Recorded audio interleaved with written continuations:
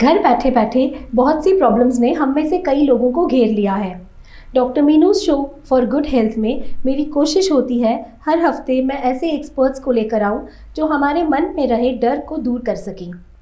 Joint problems, bones की कमज़ोरी की वजह से होने वाली हेल्थ इश्यूज़ ऐसी प्रॉब्लम्स हैं जिसके लिए एक्सपर्ट एडवाइस बहुत मायने रखती है। और अगर expert experienced orthopaedic surgeon doctor Rahul Sharma जैसे हो तो कहना ही क्या। डॉक्टर राहुल शर्मा एक्सपर्ट हैं जॉइंट रिप्लेसमेंट और स्पोर्ट्स सर्जरी में। Welcome to the show doctor Rahul, wonderful to have you here. Thank you Meenu ji. Bones की कभी भी कोई प्रॉब्लम होती है तो डॉक्टर्स हमें सजेस्ट करते हैं एक्सरसाइजेस के लिए, और ये एक्सरसाइजेस हमारी रेगुलर एक्सरसाइजेस से अलग होती हैं क्योंकि ये खास डिज़ाइंड होती हैं बोन इंजरी और मसल इंजरी को एड्रेस करने के लिए। कुछ खास सॉल्यूशन चाहिए तो खास लोगों से तो मिलना ही पड़ेगा। तो आइए आज मिलते हैं जानी मानी फिजियोथेरेपिस्ट से, doctor Richa Gupta. Welcome to the show doctor Richa. Thank you so much. Nice to have you here. Thank you ma'am. तो आज हम बात करेंगे आर्थराइटिस के बारे में। तो सबसे पहले डॉक्टर राहुल हमें ये बताइए, आर्थराइटिस होता क्या है? देखिए, आर्थराइटिस शब्द दो शब्दों से बना हुआ है। आर्थ मतलब जॉइंट और आइटिस का मतलब इन्फ्लेमेशन, मतलब जोड़ों के सूजन को ही आर्थराइटिस कहते हैं। आर्थराइटिस दो तरीके की होती है, एक फिजियोलॉजिकल जो उम्र के साथ साथ जोड़ घिसते हैं उसको ऑस्टियोआर्थराइटिस कहते हैं, ये वेयर एंड टेयर चेंजेस होते हैं आपकी कार्टिलेज में। और एक होती है पैथोलॉजिकल जो किसी बीमारी का एक हिस्सा होते हैं, जैसे रिमेटॉइड आर्थराइटिस और अन्य कई प्रकार की आर्थराइटिस होती है जिसमें कोई ना कोई बीमारी से उसका एसोसिएशन होता है। तो फिजियोलॉजिकल और पैथोलॉजिकल ये दो तरीके की आर्थराइटिस होती है। अगर नी मॉडल पे अगर इसको समझा जाए तो ये आपकी थाई बोन है, ये आपकी लेग बोन है, और दोनों बोन के जो एंड्स हैं वो एक प्रोटेक्टिव कवरिंग से कवर्ड अप हैं। इसको कार्टिलेज बोलते हैं। इसी कार्टिलेज के डैमेज को आर्थराइटिस कहते हैं। इसके कारण जो है आजकल के लाइफ स्टाइल ऐसी है कि लोग एक्सरसाइज नहीं करते, जी। ओवरवेट हैं, काफ़ी सेडेंटरी काम करते हैं, बैठे रहना पड़ता है उनको बहुत देर तक। लॉकडाउन में खासकर काफ़ी लोगों को ये पेन आए। और एक इसका सबसे जो मेन रीज़न है एक metabolic syndrome. Metabolic syndrome is a combination of diabetes, hypertension, overweight and lipid profile का गड़बड़ होना। तो क्या ये जेनेटिक भी होती है? देखिए, आर्थराइटिस का एक जेनेटिक एसोसिएशन तो है, लेकिन ये ज़रूरी नहीं कि किसी भी अगर पेरेंट्स को आर्थराइटिस है तो उनके आने वाली सभी जनरेशन्स को वो आर्थराइटिस होगी। सो बेसिकली इसमें अगर उस एक पर्टिकुलर व्यक्ति को जिसके पेरेंट्स को आर्थराइटिस है, अगर उस व्यक्ति को एक सूटेबल एटमॉस्फेयर मिल जाए जहाँ पे वो एक्सरसाइज कम कर रहा है या उसका वेट बढ़ गया या जैसे हमने जो कारण बताए वो सारे कारण अगर वहाँ पे मौजूद हैं तो उसको हाई रिस्क है आर्थराइटिस डेवलप होने का। तो एक जो शब्द है इसके लिए वो है जेनेटिक प्रीडिस्पोजिशन। वो उसकी रिस्क पे ज़्यादा है बजाय कि एक नॉर्मल व्यक्ति के। तो डॉक्टर राहुल, आप हमारे व्यूअर्स को बताइए आर्थराइटिस के क्या ट्रीटमेंट के क्या मोडालिटीज़ हैं?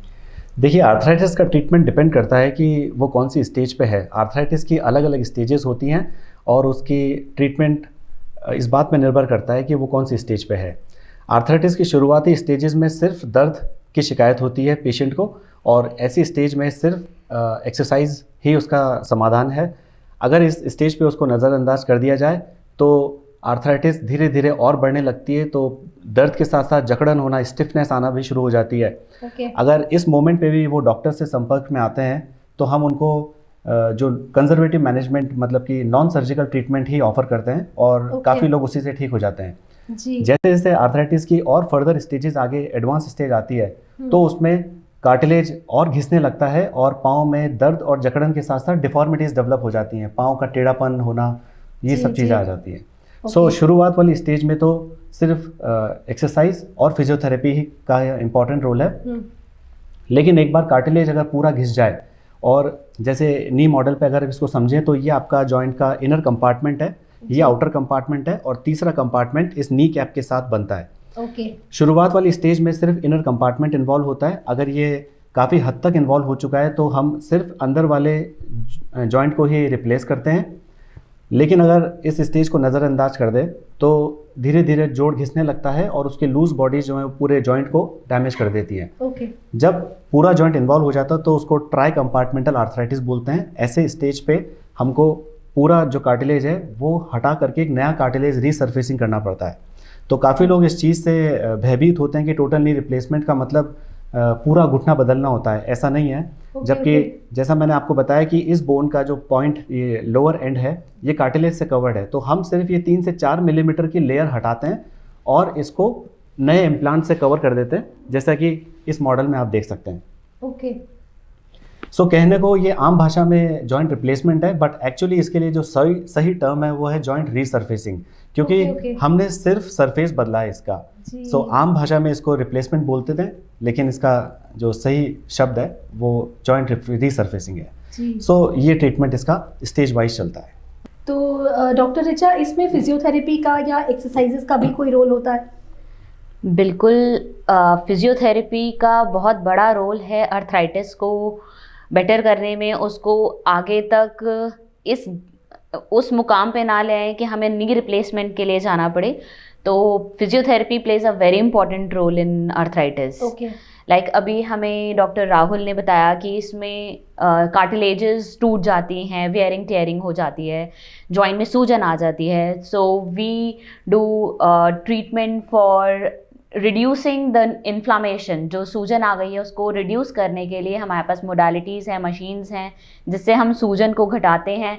इनफैक्ट अब ऐसी टेक्निक्स भी आ गई हैं जिससे हम रीजनरेट कर सकते हैं कार्टिलेजेस को, फिर से बना सकते हैं with the shockwave therapy which we have in my clinic.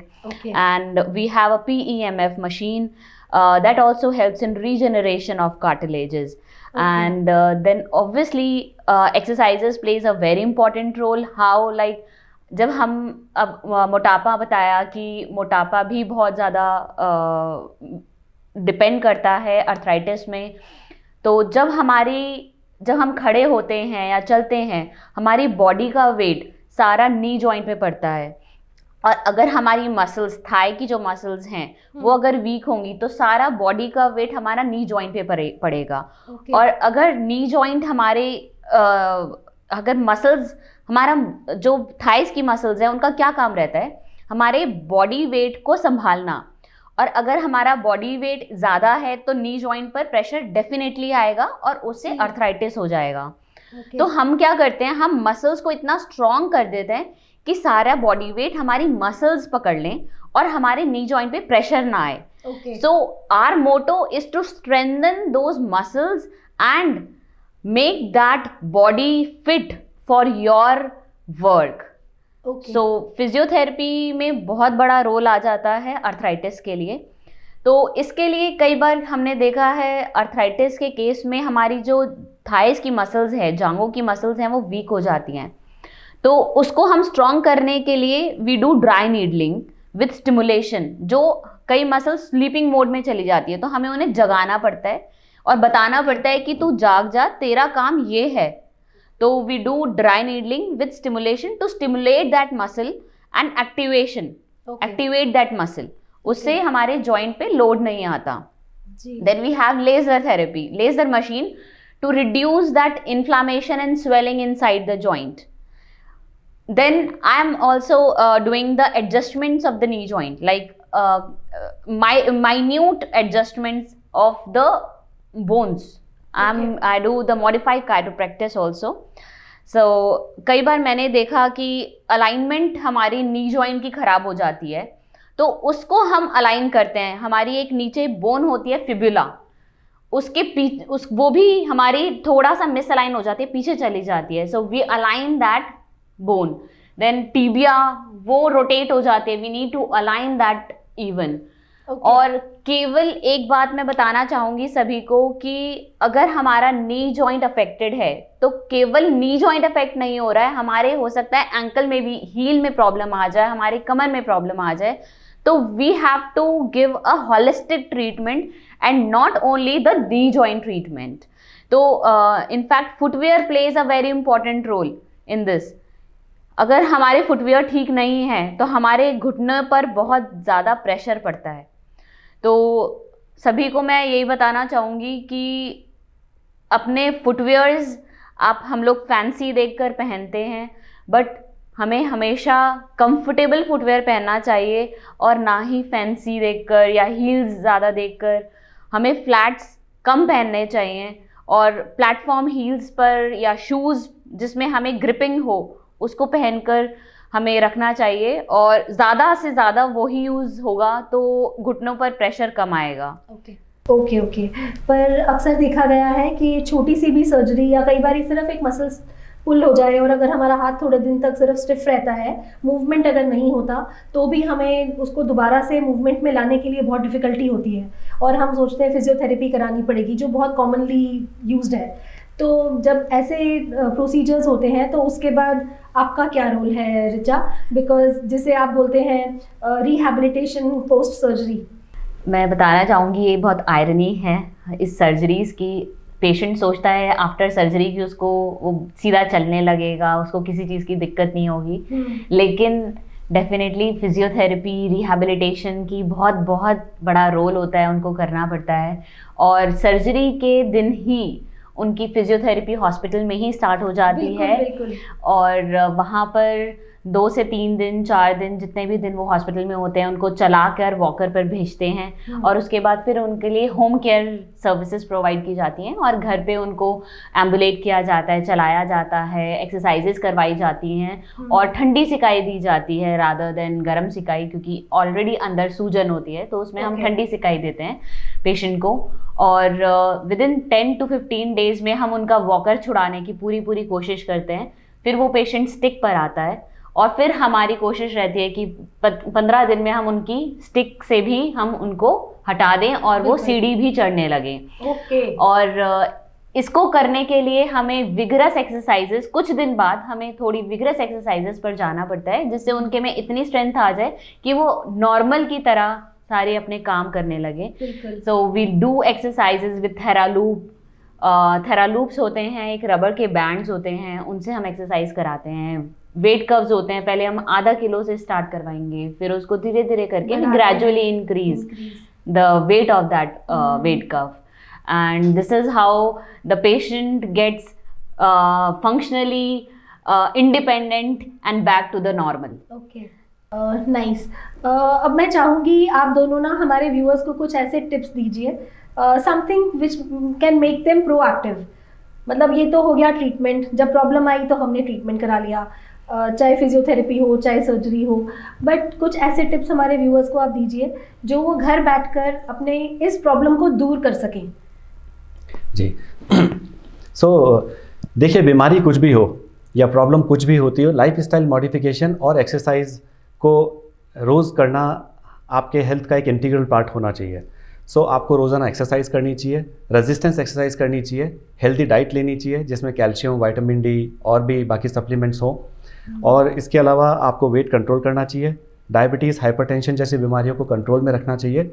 अच्छा डॉक्टर ऋचा, आप क्या कहेंगी? आप भी कुछ बताएंगी? मेरा भी यही कहना है कि exercises play a very important role in preventing this knee problems.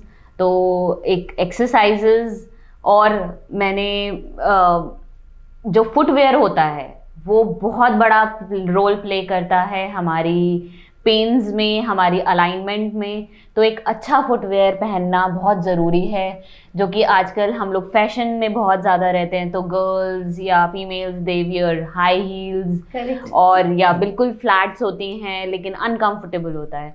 तो मैं सबसे ये कहना चाहूँगी कि आप फुटवेयर बहुत अच्छा पहनिए, वो बहुत एक बड़ा रोल प्ले करता है। और walk in the morning, and जो हमारी सरफेस होता है वो ऊबड़ खाबड़ ना हो, अनइवन सरफेस पे ना वॉक करें। एक प्लेन सरफेस पे वॉक करेंगे तो उसमें हमारा जो लोड होता है नी पर वो नहीं आएगा। And one more thing, static cycle is also an important thing which we can go for knee। हमें static cycle बहुत अच्छा रिजल्ट देती है नी जॉइंट में, हमारी strengthening of quadriceps muscle। तो ये भी एक अच्छा रोल प्ले करेगा। एक्सरसाइजेज ऑन द होल बहुत ही अच्छे टिप्स हैं ये, तो शायद मैं भी कहीं ना कहीं चीज़ों को फॉलो करने वाली हूँ। जाने से पहले मैं अपने व्यूअर्स को doctor Meenu's good health tip देना चाहूँगी। तो आज की हमारी टिप है, 1 ग्लास नींबू पानी ना सिर्फ आपकी इम्यूनिटी को बढ़ाता है बल्कि आपकी बॉडी को डिटॉक्सिफाई भी करता है और स्किन पर तो अच्छा ग्लो लाएगा ही। जल्द ही मिलेंगे दोस्तों अगले हफ्ते। Thank you.